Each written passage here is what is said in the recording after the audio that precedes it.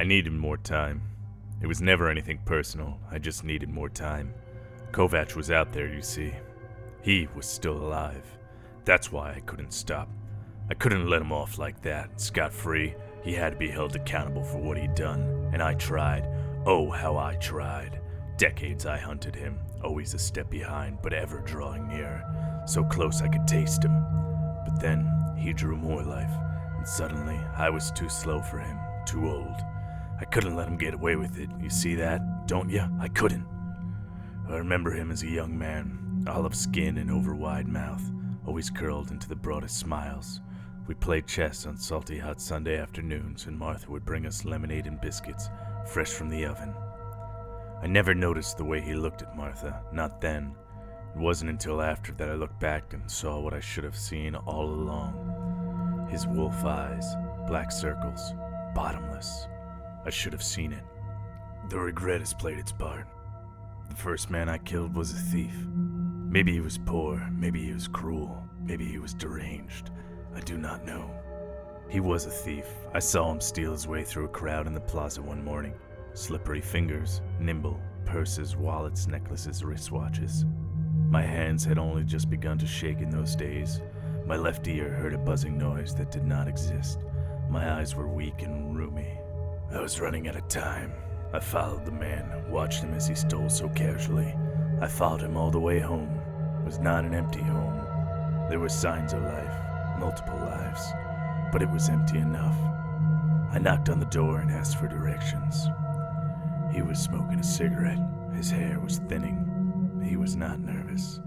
When he looked down, I stabbed him through the eye, and then again in the neck.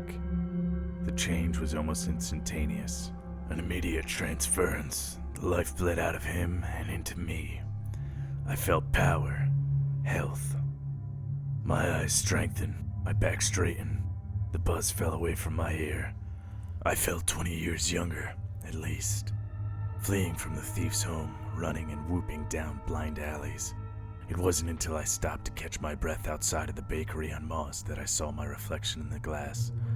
Blackish skin, hooked, talon hands, ragged gargoyle face, split in twain by a crooked gulf of gnashing yellow teeth. I threw my hands over my head and hunched down, fearful of the shrieks and cries that I would hear once others had spied my hideous features. But no one said anything, no one looked, no one noticed. I walked home, and there, in the mirror, I saw in sharper relief that same horrid face, but no one else had, and no one else ever did. To my eyes, I was a monster. It was not a trick or a delusion, it was what I saw. It was not the face others saw, however. In fact, you could say that to others, I did not have a face at all. I was hardly noticed anymore. It would take a great effort to raise the attention of any single man or woman from that point forward. A ghoul in my eyes, a phantom in all others. Just as well. It was better not to be seen or thought of. My thoughts returned to Kovach. The hunt continued. I emptied my bank account in the pursuit, and then I was forced to steal. I tried to target those who would be hurt the least by my transgressions, but alas, sometimes I simply chose the easiest path. When I finally caught up to Kovach, he was younger still, and a monster. I saw him as I saw myself, horned, clawed, scaly-skinned, and demon-faced. Good. It was a face that suited him. Monster. We fought. We cut each other to the bone, broke bones, choked and strangled each other. I claimed one of his eyes, but then he escaped. Half dying, he escaped. So close. I was so close. I needed another chance. I needed more life. But I was desperate then, desperate and dying. I do not wish to say what I did. It is too shameful.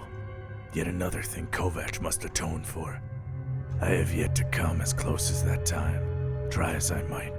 In truth, I have never again caught his scent. But he is out there, I know it. He must be, and so I will not give up. The hunt goes on. I have lost track of when this all started. I know it started with Martha, but how long ago was that? Even as I draw life, there is a part of myself that disappears, the part that fades. And that is making it difficult to remember. Martha. And then the thief, yes.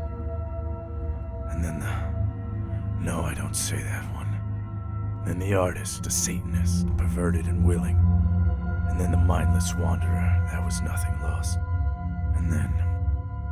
No, I don't say that one either. No, not that one. And how many is it? Everything is befuddled and dark. Must be time again. Just one more, and then I am sure my revenge will be at hand.